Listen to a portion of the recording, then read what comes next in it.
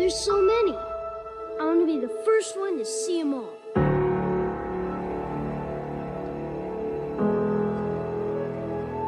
You refer to the prophecy of the one who will bring balance to the Force. You believe it's this boy?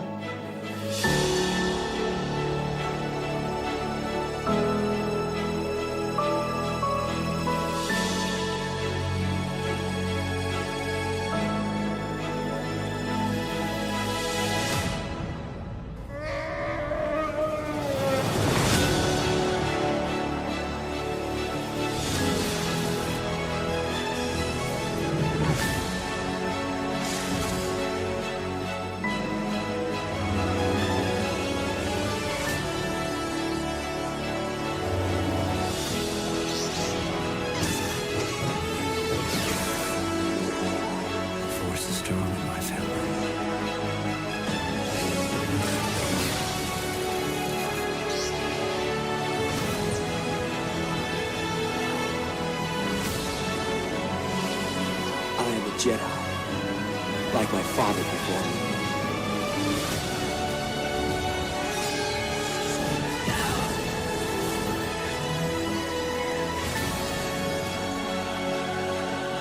You were the chosen one!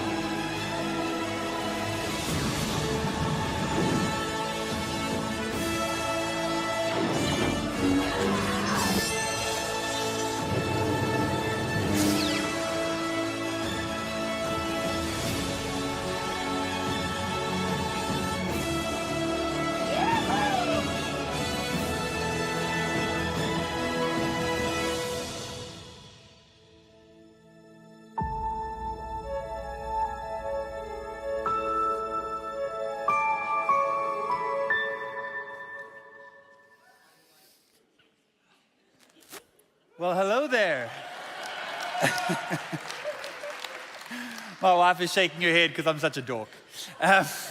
But we simply could not pass up the opportunity to do Star Wars for God in the Movies on this May the 4th Star Wars Day. So May the 4th be with you. If you're not a fan of Star Wars, if you've never watched Star Wars, we're going to be praying for people up front after. No, I'm joking. But if you've never watched Star Wars before, never seen a film in your life like Matt, believe me, I hope that the message today is something for everyone. Because at the end of the day, Star Wars is a story as old as time. It's a story about good versus evil, light versus the dark, fear versus faith. So let me start by asking you this question. How many of you feel like you're battling darkness in your own life right now? Or some kind of struggle that you're dealing with the people around you. Maybe it's fear, maybe it's anxiety, maybe it's an uncertainty about the future and what that holds. The struggle between light and dark isn't just a movie plot, it's something that we all face in our day-to-day lives. And so today, what I want to talk about is how do we find the courage to overcome the fear that we feel? Now, before we do that though, let me give you kind of some facts about Star Wars. 48 years ago, in 1977, Star Wars fundamentally changed the landscape of Hollywood and filmmaking forever. To date, it is one of the most famous and lucrative movie franchises of all time. With 25 Academy Award nominations and 10 wins across the original films, it is a cultural phenomenon. George Lucas, the creator of Star Wars, is ranked 194th on the Forbes list of richest people. And the franchise has earned, guess what? A staggering $46.7 billion through box office sales, video games, books, and of course, merchandise, okay? That's far more than any other movie by a long, long way. Now, spoiler alert, the plot is pretty straightforward. The good guys, called the Jedi, try to keep the galaxy a peaceful democratic republic, while the bad guys, called the Sith, want to control an empire ruled by an evil emperor. The good guys fight the bad guys, and in the end, the good guys win. Pretty basic plot. However, there is something called the Force, which is described by Obi-Wan Kenobi as an omnipresent energy field created by all living things that surrounds us, penetrates us, and binds the galaxy together. Woo. Okay, the Jedi and the Sith learned to harness this force, allowing them to do all sorts of cool things like mind control, levitation, precognition, super strength and speed, even cheat death. And the real bad guys can even shoot force lightning out of their hands. Obviously, okay? It's still pretty sci-fi. Now, as a kid growing up in the 80s and 90s, I loved Star Wars. Ask my mom. She's probably watching online. Hi, Mom. I was super into it.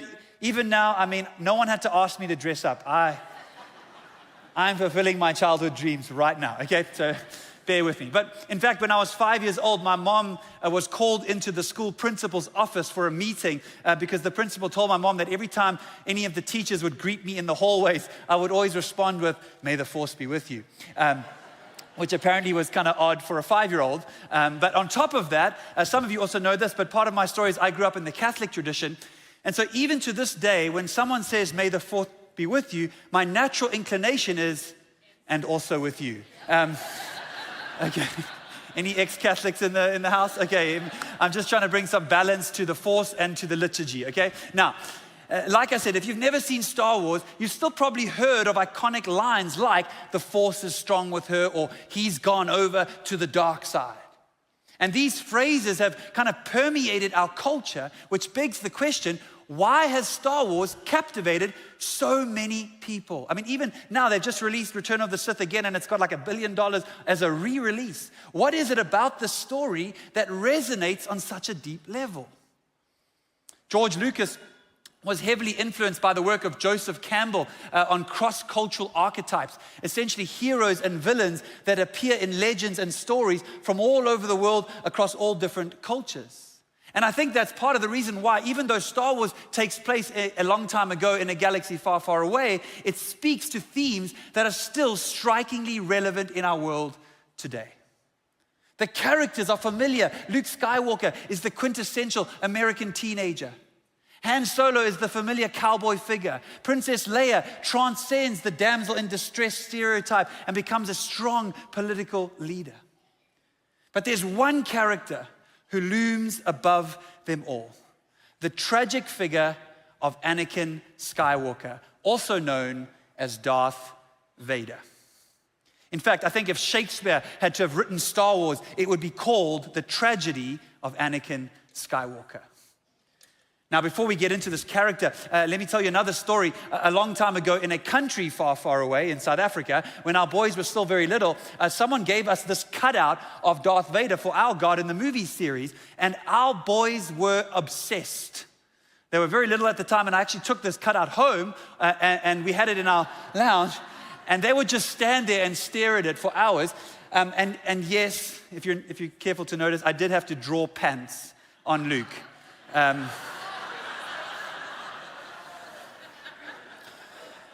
Welcome to my world. Okay.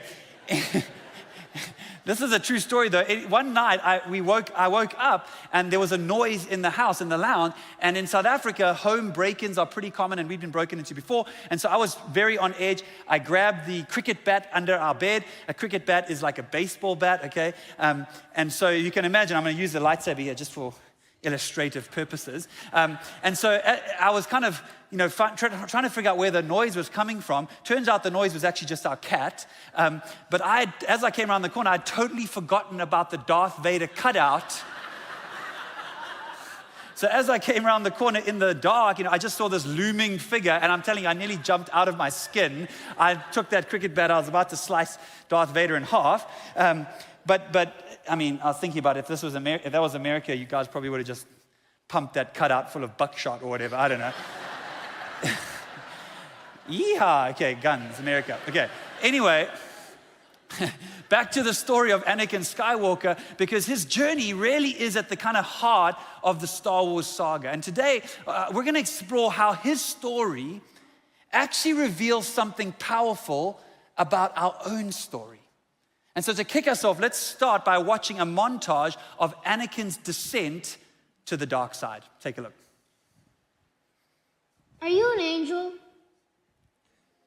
What? An angel. I heard the deep space pilots talk about them. They're the most beautiful creatures in the universe. You're a funny little boy. How do you know so much? I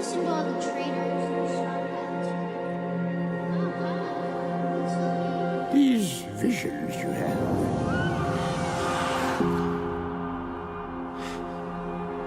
They're of pain, suffering, death. Be mindful of your feelings. Your thoughts dwell on your mother. Afraid to lose her, I think. What has that got to do with anything? Everything. Careful you must be when sensing the future, Anakin. The fear of loss is a path to the dark side. Fear is the path to the dark side. Fear leads to anger. Anger leads to hate. Hate leads to suffering. What's bothering you? A dream. Like the ones I used to have about my mother. Just before she died. And? I wasn't strong enough to save you, Mom. But I promise. And it was about you. I won't fail again. I won't let these visions come true, Master Yoda.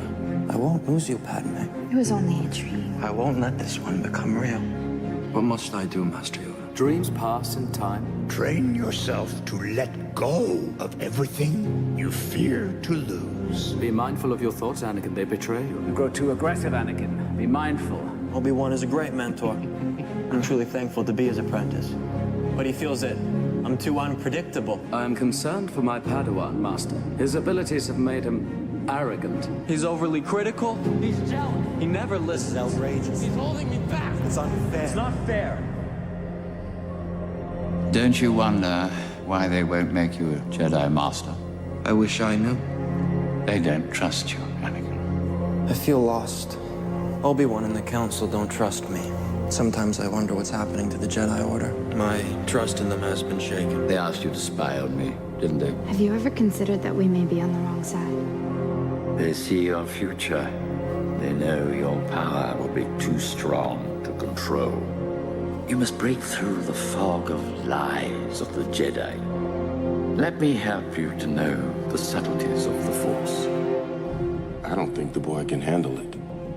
I don't trust him. With all due respect, Master, is he not the chosen one? Is he not to destroy the Sith and bring balance to the Force? So the prophecy says. A prophecy that misread could have been. Ahsoka, within you will be everything I am, all the knowledge I possess, just as I inherited knowledge from my master, and he from his. We're part of a legacy. I know you. Because I knew your master. One wonders just how similar you might become. But my part of that legacy is one of death and war. But you're more than that. Only through me can you achieve a power greater than any Jedi. Because I'm more than that. You are more, Anakin. Learn to know the dark side of the Force, and you will be able to save your wife from certain death. But more powerful and dangerous than anyone realized. Something terrible has happened. Obi-Wan told me terrible things. I killed them. What have I done? They're dead.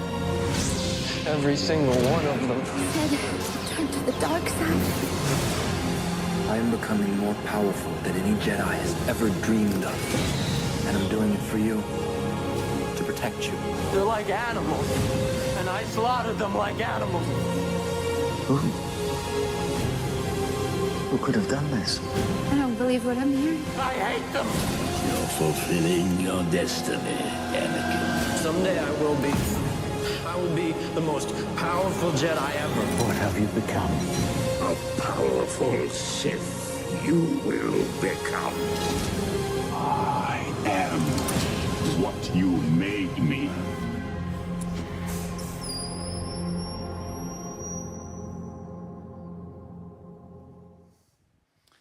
My real goal is to make people who haven't watched Star Wars watch Star Wars, okay? Discovered as a young slave boy on the desert planet of Tatooine, rescued by 2 Jedi Knights who believed him to be the chosen one, destined to bring balance to the Force. And although incredibly powerful, his journey is marked by fear. When he has premonitions that his love, Padme, would die in childbirth, his fears drive him to search for a way to cheat death. And the offer comes to save her from the dark side.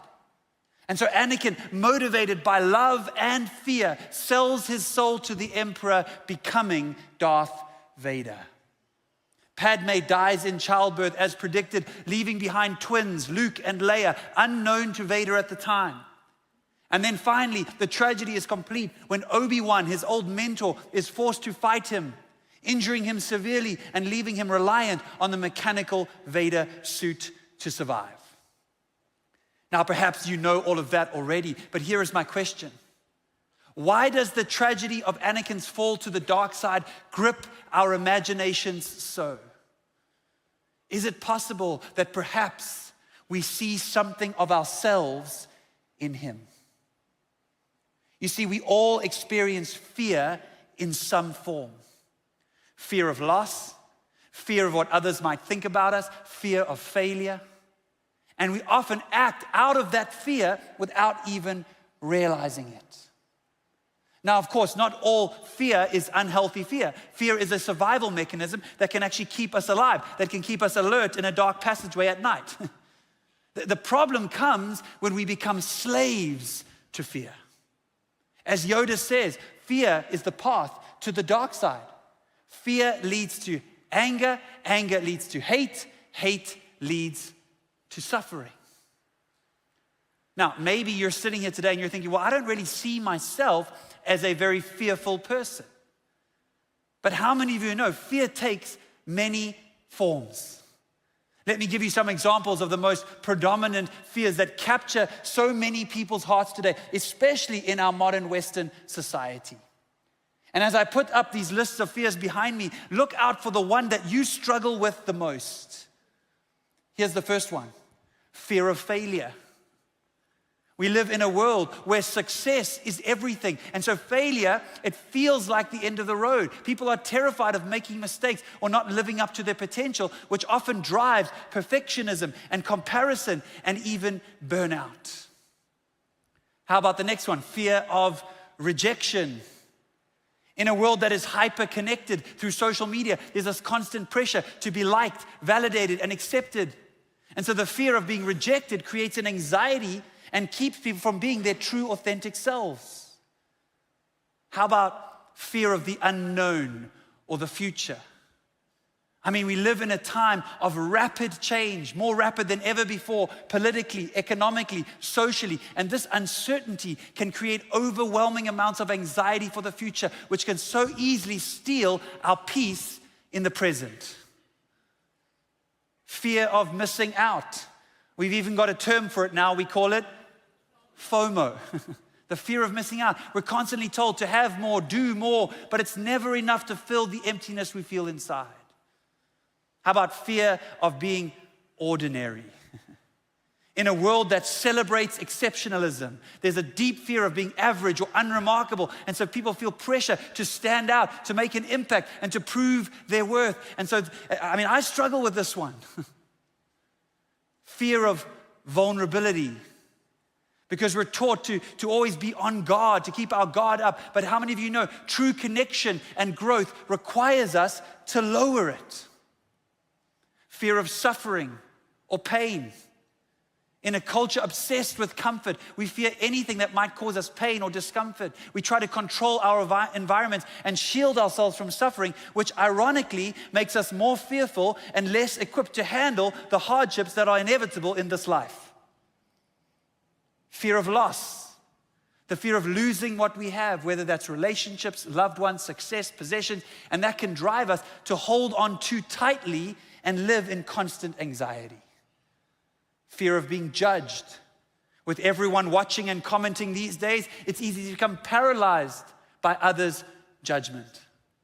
And then finally, fear of death. And while this, of course, is an ancient and kind of universal fear, in Western society particularly, it is so often ignored or masked by our obsession with youth, our obsession with health and tweaking our health and material success. In a world that avoids the topic, death and what comes after it can feel like the great unknown. So which fear do you struggle with the most? For Anakin, it was the fear of loss, of losing those he loved. And it led him to try control the outcome, which ultimately, get this, perpetuated the very outcome that he was afraid of. You see, that's what fear always does.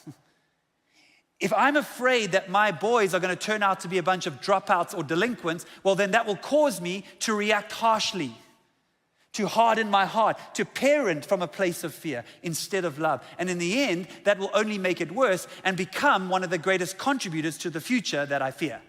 Does that make sense? Fear is never a good motivator for parenting. To be honest, it's never a good motivator for anything. Fear is the path to the dark side. It lurks in all of us, but I'm here to tell you, it doesn't have to control us. God does not want us to live in fear or anxiety. In fact, he says in the Bible, do not be afraid, 366 times. One for every day of the year, including a leap year. And like I said, I've never really considered myself a fearful person, but through counseling and through, I think, just growing up, I've realized that actually fear often drives my behavior, especially in areas like parenting or in finances. I mean, I believe that God is my provider. I preach it from up here all the time. But when unexpected expenses come, I fear I won't be able to provide for my family or my future, and that fear can lead me to take matters into my own hands, even though I know God has promised to provide. Is this just me? Me and you and Darth Vader. Awesome. Okay. Fear robs us of joy. It kills our hope for the future and it destroys our peace in the present. And sadly, our culture is immersed in it. Our media, our politics, our economics, it is all fear-based or fear-mongering. Why? Because fear sells. But if we're not careful, it can grip our hearts and make us a slave. Just like Anakin in the Star Wars saga, a slave to his own fear and anger and bitterness, a slave to the evil emperor doing his bidding. And you know what's so interesting about that is that fear can so often masquerade as something good. That's the danger of it. I mean, what's wrong with wanting to keep your loved ones safe? What's wrong with wanting to provide for your family or for your future? Nothing, right? Of course, as long as it's not fear-driven. Now, if this is something that maybe you wrestle with, don't be too discouraged because there is another way. And we're going to dive into the scripture on this, but here's the powerful truth.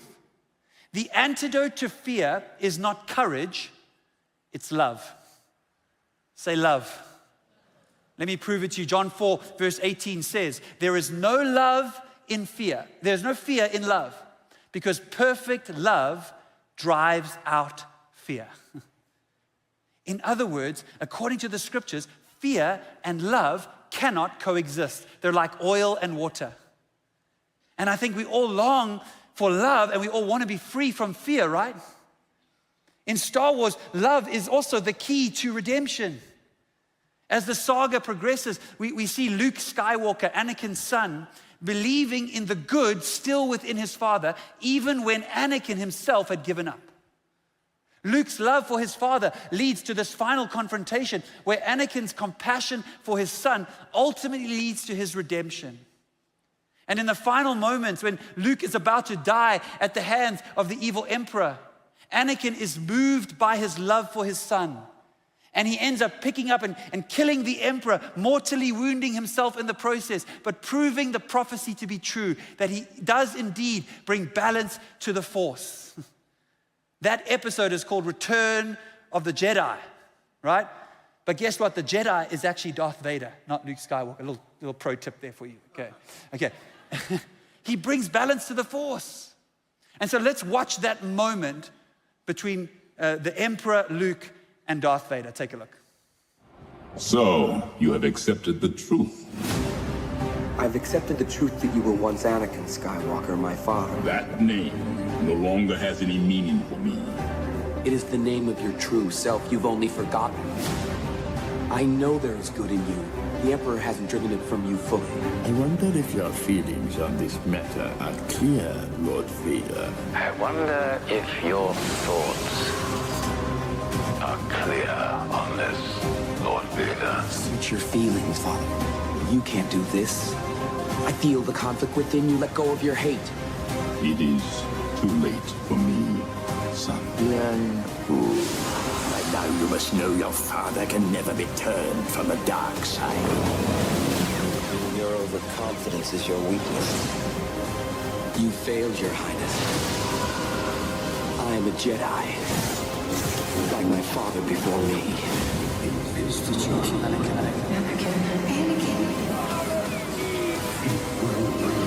I feel the good in you. The conflict is really good.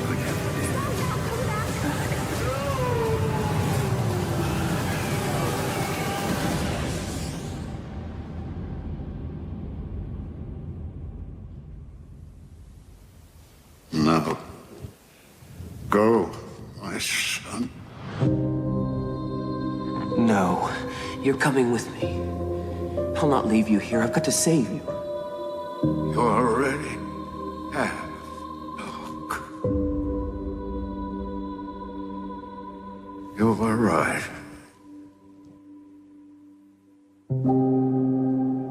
You were right about me. In the end, what saved Darth Vader? Love. Love for his son. He was moved by the good inside of him, the good that Luke believed existed all along. And even though he said, it's too late for me, it wasn't too late. Because how many of you know it's never too late to do the right thing? So what saved Darth Vader? Love. But perhaps the more profound question is, who saved Darth Vader? And the answer to that question is, of course, Luke, the son. Do you see the biblical connection? This mirrors what we see in the gospel. Because if we are Darth Vader, lost to the dark side, then we are saved by the Son, Jesus. His perfect love casts out all fear. Just as Luke's love for Anakin brought him back from darkness. And the parallels are quite amazing. Like Luke, Jesus was never seduced by the dark side. He resisted the temptations of evil and stood strong to the very end. Like Luke, Jesus was willing to lay down his life for our salvation. He saw and he sees the good in us. And his sacrifice on the cross was the ultimate act of love and redemption. At the very end of the movie, Anakin asked Luke to remove his helmet so that he can look upon his son with his own eyes for the very first time. But Luke says, but you'll die. I won't leave you here. I want to save you, Father. To which Anakin replies, you already have. You already have. Don't you see? Jesus has already saved us. His sacrifice on the cross, the perfect act of love, makes a way for us to be rid of fear and anger and hatred and to be filled with his love. So that we can say, I am no longer a slave to fear. I am a child of God. So how do we allow perfect love to drive out fear? Fear of failure, fear of rejection, fear of the future, fear of missing out, fear of death, fear of loss, whatever it is for you. And with the rest of our time together, I really want to challenge us today with 3 big ideas taken from the scriptures and from the Star Wars story that I think can help us to live in faith over fear. Here's the first one. Let love lead. Say, let love lead. You see, just like Anakin was driven by fear to the dark side, we can often allow fear to lead. We can allow fear to dictate our actions, and it keeps us from God's best for our lives and the lives of those around us. Romans chapter 8 says this, the spirit you received does not make you slaves so that you live in fear again. Rather, the spirit you received brought about your adoption to sonship. And sonship here, of course, is not gender specific. Now we call him Abba, Father. That's a very hard word to translate. It's like daddy. For his spirit joins with our spirit to affirm that we are God's children. I cannot emphasize enough the importance of this, that this is where the Christian life starts. Understanding who we are in God's eyes. And I believe that God actually wants to set some people free today from unhealthy fear and anxiety. But it starts with believing that you are loved. That you are loved beyond measure, and you did not initiate that love, neither are you required to sustain that love by your own performance. God, we are more sinful than we dare to believe, but more loved than we ever dare to imagine. And that love isn't based on your performance or your lack thereof. It is unconditional, it is unrelenting, and it is unending. If we are willing to receive it, will you receive it? Let me read to you Romans 8 again, except this time in the Message transliteration. It says it like this. This resurrection life you receive from God is not a timid, grave-tending life. It's adventurously expectant. I love that. Greeting God with a childlike, what's next, Papa? God's Spirit touches our spirit and confirms who we really are. We know who He is and we know who we are, Father and children. Do you remember what Luke says to Darth Vader just as the emperor is sort of shocking him with the electricity? He turns to Darth Vader just before he decides to save him, and he says, I am a Jedi just like my father before me. What is Luke doing here? Well, what he's doing is he's affirming Darth Vader's true identity as Anakin Skywalker, the Jedi. And this is the moment that changes everything for Vader. It's his moment of salvation, you could say. And I'm telling you, E-Hills, Luke's belief in his father, it just mirrors how Jesus believes in us, even when we feel unworthy or not enough. Just as Luke sees the good in his father, Jesus sees the good in us, even when we feel lost or broken. And so let love lead. Next time you're having a tough day at work, you're feeling overwhelmed by the tasks and pressures of the day, and maybe you're starting to get frustrated or stressed and snap, and snap at the people around you. Instead of letting fear and anxiety take over, why not pause for a moment and just take a deep breath? And in that moment, remind yourself of God's love for you. And maybe you want to say a small prayer and say, God, I know you love me, even though I feel inadequate. Please help me to feel your presence in this moment. And then decide to act from that place of love. And I promise you, this small pause in your day can make such a difference. It can help us to approach our tasks with peace instead of panic. Trusting that God's love will empower us to handle any challenge. And my guess is it'll enable us to extend more grace to our family members, to our co-workers, recognizing that the love God gives to us is best shared with others, even in the midst of a crazy day. Here's another example from my own life.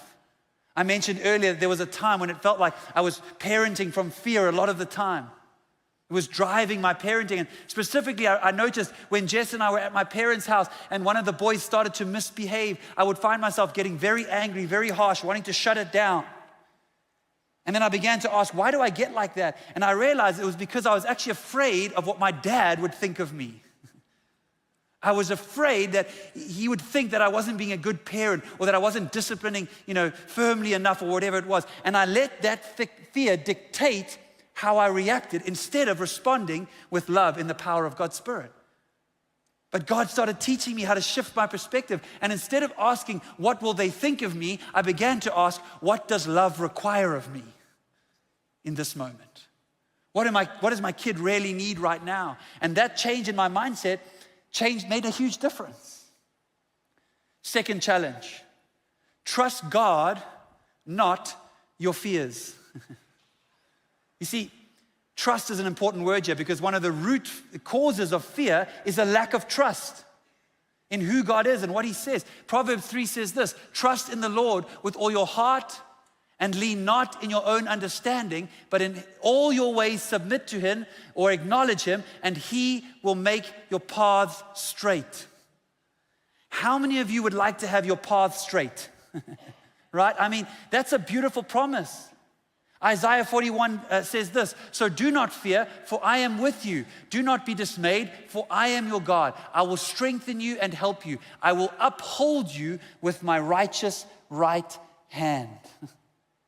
The hand that created the universe promises to lift us up.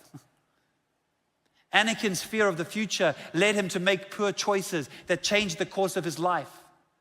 And the same happens to us when we allow fear of the unknown to control our decisions. Another story for us, when Jess and I were looking for this job, we knew that God had called us to come and pastor in the United States, but He didn't give us specifics of where or when or how. It's annoying, right? And we went through 2 kind of stressful interview processes at 2 other churches, and there were moments along the way where I was like, God, what are you doing here?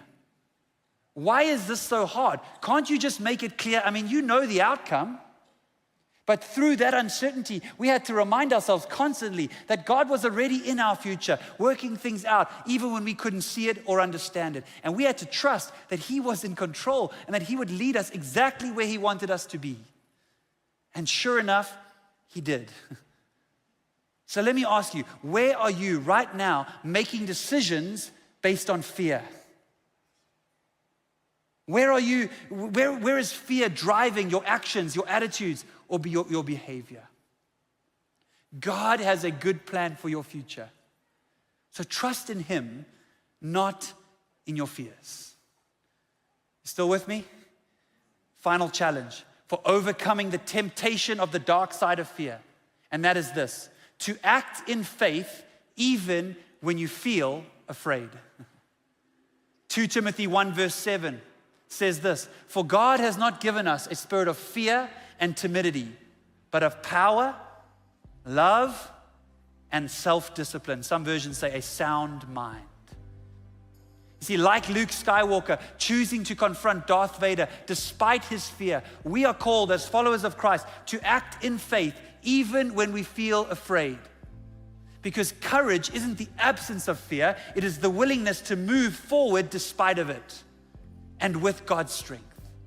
Fear is a reaction. Courage is a decision based in love. Now, of course, this can play out in many areas of your life. Maybe for you, it's taking a leap of faith to start a new career or a new business. Maybe it's moving to a new city or country to follow God's call. Maybe it's just asking that person out. Maybe it's having the courage to admit that you need help and seeking counseling and support. Maybe some of you are experiencing right now a tension in a relationship, whether with a friend or a family member or a colleague.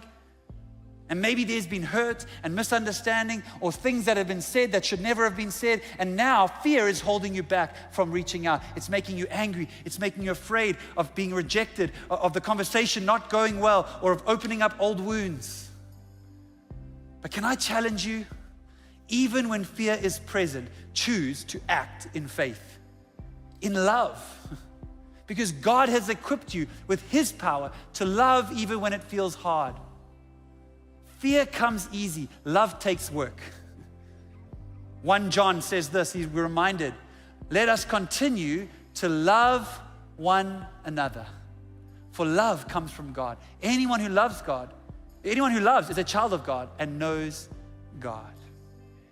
We read earlier in the scriptures that perfect love casts out fear, you remember? But love is perfected in us when we choose to love those around us. Even in the moments where fear would tell us to stay silent or avoid conflict. And I think this is especially true in our world today, in our culture today, a culture defined by selfishness, defined by putting self above others. But you simply cannot love wholeheartedly without sacrifice, without giving. And sometimes the most radical act of love is stepping forward and offering forgiveness or saying those 2 difficult words, "I'm sorry." So I challenge you today, don't wait till you feel love, do love, and the feelings will follow. If you're holding back out of fear, ask God for the courage to act in faith, whether that's reaching out to mend a relationship, whether that's humbling yourself to make peace, or stepping out into the unknown. Let God's perfect love drive out all fear. Take that step today, knowing that God's love in you can transform any situation. Amen? As we close today, I want you to hear this loud and clear. The Bible says perfect love is the power that breaks every chain. And just like in the story of Star Wars, Darth Vader, despite all his wrongdoings, was saved in the end by love, the perfect love of the Son, who looked at him and said, hey, I know what you've done. I see your pain. I see your anger and the fear that you're carrying. But I will not destroy you and I will not punish you because I love you. And I'm willing, in fact, to give my life for you to set you free from fear, from worry, from anxiety, from anything that holds you back. And let me tell you, E-Hills, Jesus is looking at you the same way today. I don't care who you are or where you're from. He sees your struggles, your mistakes, your fears, your failures, your doubts, and still He says, I love you and I want to set you free. No more chains, no more fear. We have not received a spirit of fear, but instead we have received God's Spirit when He adopted us as His children. And now we can call Him Abba, Father. This is not some distant theoretical love. It's personal, it's transformational. And so as we sing this final song, No Longer Slaves, I pray that the words of this song will become part of your reality. That you will know in every fiber of your being that you are no longer a slave to fear, that you are a child of God. Let's stand in the power of that truth today and let's sing it like we believe it, church.